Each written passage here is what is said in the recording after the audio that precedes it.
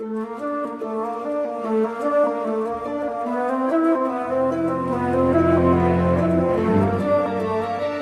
& Schuster Audio presents The Light Between Oceans by M.L. Stedman. Read by Noah Taylor.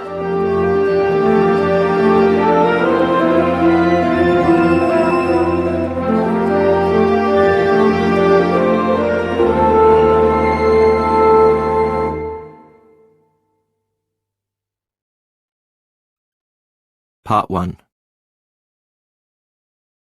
27th of April, 1926.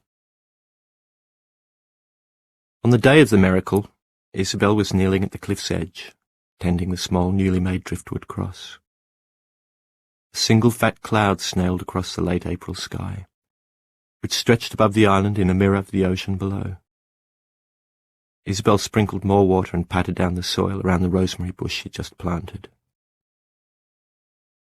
"And lead us not into temptation, but deliver us from evil," she whispered. For just a moment, her mind tricked her into hearing an infant's cry. She dismissed the illusion, her eye drawn instead by a pod of whales weaving their way up the coast to calve in the warmer waters, merging now and again with the fluke of their tails like needles through tapestry. She heard the cry again, louder this time, on the early morning breeze. Impossible. From this side of the island there was only vastness, all the way to Africa. Here, the Indian Ocean washed into the great Southern Ocean, and together they stretched like an edgeless carpet below the cliffs. On days like this it seemed so solid, she had the impression she could walk to Madagascar in a journey of blue upon blue. The other side of the island looked back, fretful, towards the Australian mainland, nearly 100 miles away. Not quite belonging to the land, yet not quite free of it. The highest of a string of undersea mountains that rose from the ocean floor like teeth along a jagged jawbone, waiting to devour any innocent ships in their final dash for harbour. As if to make amends, this island, Janus Rock, offered a lighthouse, its beam providing a mantle of safety for 30 miles. Each night the air sang with the steady hum of the lantern as it turned, even-handed, not blaming the rocks, not fearing the waves, there for salvation if wanted. The crying persisted. The door of the lighthouse clanged in the distance, and Tom's tall frame appeared on the gallery as he scanned the island with binoculars. "Izzy! Izzy!" he yelled. "A boat!" and pointed to the cove. "On the beach! A boat!" He vanished and re-emerged a moment later at ground level. "Looks like there's someone in it," he shouted.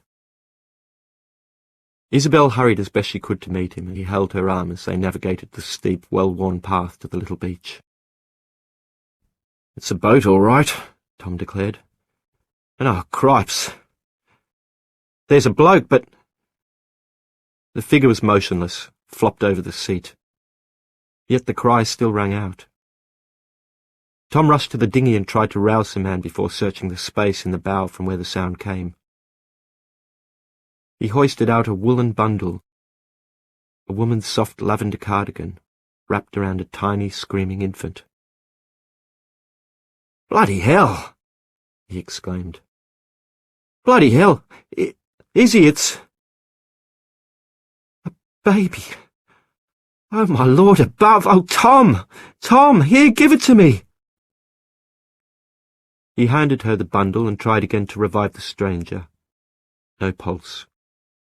He turned to Isabel, who was examining the diminutive creature. "He's gone, the baby?" "It's all right by the looks, no cuts or bruises. It's so tiny," she said, then turning to the child as she cuddled it.